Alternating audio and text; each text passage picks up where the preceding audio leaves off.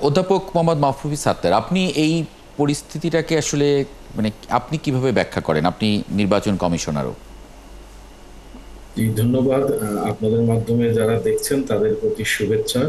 এবং আমরা যেটা বিশেষ করে কয়েকদিন ধরে এই আলোচনাটা শুনছি, এটা হয়তো আমার মনে হয় অনেকদিন চলবে, এবং যারা এই বিষয়ে গবেষক, বিশেষ করে সমাজ নিয়ে যারা গবেষণা করেন, হয়তো একসময় এর একটা উত্তরও বের হবে যে কেন জুলাই গণ অভ্যুত্থান উত্তর, জুলাই বিপ্লব উত্তর সমাজে এই ধরনের একটা পরিবর্তন হলো। আমি আসলে নিজেও নির্বাচন কমিশনার হিসেবে আমি আশা করেছিলাম, বা আমার একটা খুব ছিল যে নারী শিক্ষার্থী শুধু নয়, শিক্ষার্থীরা প্রচুর মানে যথেষ্ট বা অনেক, অর্থাৎ আমি উল্টা ভাবছিলাম যে হয়তো সবাই এমন হতে পারে যে প্রার্থী হতে চাচ্ছে, কিন্তু অত্যন্ত দুঃখের সাথে দেখলাম যে বিশেষ করে নারী শিক্ষার্থীরা প্রার্থী হননি।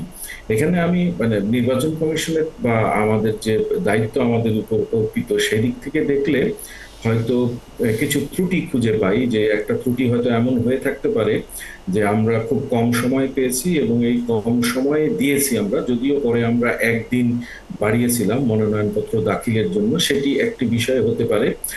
আর আমাদের হয়তো নির্বাচন কমিশন হিসাবে এই বিষয়ে আরেকটু প্রস্তুতির প্রয়োজন ছিল, যদি আমরা আজ করতে পারতাম, বা আমাদের হয়তো লক্ষ্য করা উচিত ছিল যারা সংশ্লিষ্ট ছিলেন। আমরা হয়তো হলে, যেমন কোনো কোনো হলে কিন্তু আমরা শেষের দিকে একটু চেষ্টা করেছি।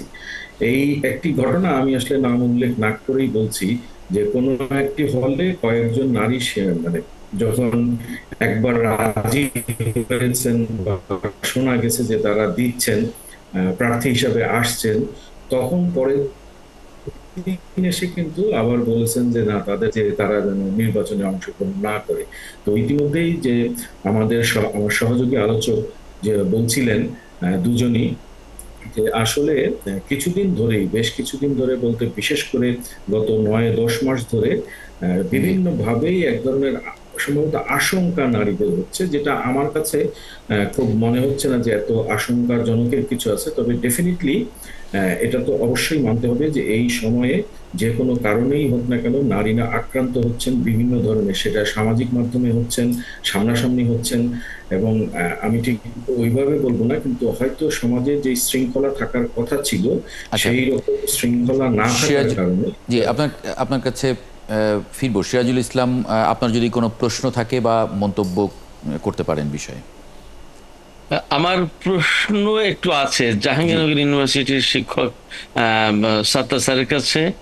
প্রশ্ন আছে এইটা, যে জাহাঙ্গীরনগর ইউনিভার্সিটিকে আমরা একেবারেই প্রচলিত ধারার একটা ইউনিভার্সিটি মনে করি, উন্মুক্ত পরিবেশ সেখানে বিদ্যমান, এবং সাম্প্রতিক যে আন্দোলন হয়ে গেল সেই আন্দোলনে এই ইউনিভার্সিটিও সমান তালে ভূমিকা রেখেছে, এবং সেখানে ছাত্রীদের অংশগ্রহণ নিশ্চয়ই অত্যন্ত আশাব্যঞ্জক এবং উৎসাহব্যঞ্জক ছিল, এবং খুবই উল্লেখযোগ্য ছিল।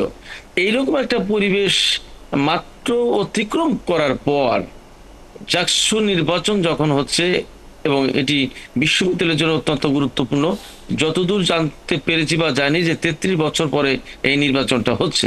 তো এইরকম একটা প্রেক্ষাপটে ছাত্রীদের অংশগ্রহণ কম, এটি আসলে কতটা গ্রহণযোগ্য, এবং আমরা সত্যি কি জাহাঙ্গীরনগর ইউনিভার্সিটি এই পর্যায়ে কি পিছিয়ে গেল কিনা এরকম একটা গণতান্ত্রিক আন্দোলনের পরেও, এই এই প্রশ্নটা পিছিয়ে আমার গেল কিনা? থাকলো। আসলে আমি যেটা বুঝতে পারছি বা আমরা যেটা লক্ষ্য করছি, যে আসলে পিছিয়ে যাওয়া বলতে কি, যে আসলে তো কোনোভাবেই এটা কাম্য না যে নারীরা আসবেন না, এগিয়ে আসবেন না। হয়তো আমার সাথে যিনি সহ আলোচক জিগার আছেন তিনি আরো ভালো মতো বলতে পারবেন।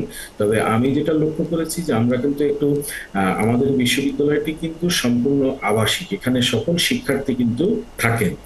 এমন কি হচ্ছে কিনা যে যেহেতু শিক্ষার্থীরা বাসায় থাকছেন না, এখানে থাকছেন, তারা এ কারণে কোনো নিরাপত্তাহীনতায় ভুগছেন কিনা।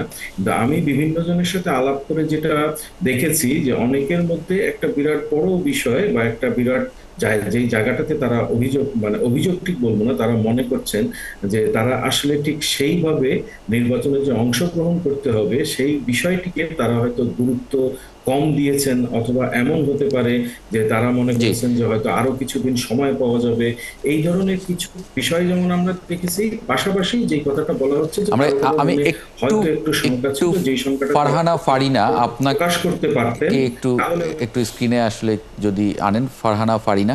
জি, এক্স্যাক্টলি, মানে আপনি যেভাবে ভাবছেন ফারহানা বিনতে জিগার ফারিনা, ঠিক একই রকম ভাবে অধ্যাপক মোহাম্মদ মাফরুফি সাত্তার।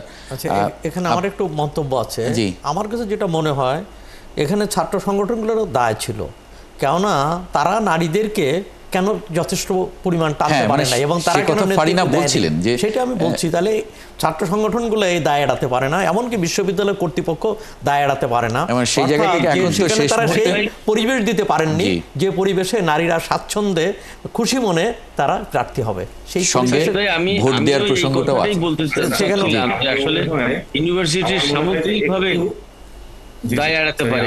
একটু বলতে পারতাম, আসলে আমরা ভিতরে যারা আছি জিগার মতো বলতে পারবে, মানে ঠিক জাহাঙ্গীরনগর বিশ্ববিদ্যালয় কিন্তু এমন পরিবেশ নাই। আপনি এই মুহূর্তে যদি জাহাঙ্গীরনগর বিশ্ববিদ্যালয়ে বের হন, এখন রাত্রি হয়তো 12টা বা 1:30 বেজে গেছে, জিগারও বলতে পারবে যে আপনি কিন্তু দেখতে পাবেন যথেষ্ট সংখ্যায় নারী এবং পুরুষ শিক্ষার্থী কিন্তু তাদের মানে শিক্ষাদান থেকে শুরু করে অন্যান্য যে সমস্ত কাজ আছে, এমনকি জি, শিক্ষার্থী আমরা কিন্তু ঠিক অবরুদ্ধ এখানে আমরা নেই। এই হ্যাঁ। প্রসঙ্গটা এখানেই আসলে শেষ করতে চাই। আরও দুটি বিষয় আমাদের আলোচনার আছে। অনেক ধন্যবাদ ফারহানা বিনতে জিগার ফারিনা, একই সঙ্গে অধ্যাপক মোহাম্মদ মাফরুফি সাত্তার, আপনাদের দুজনকেই যুক্ত হবার জন্য ৭১ জার্নালে।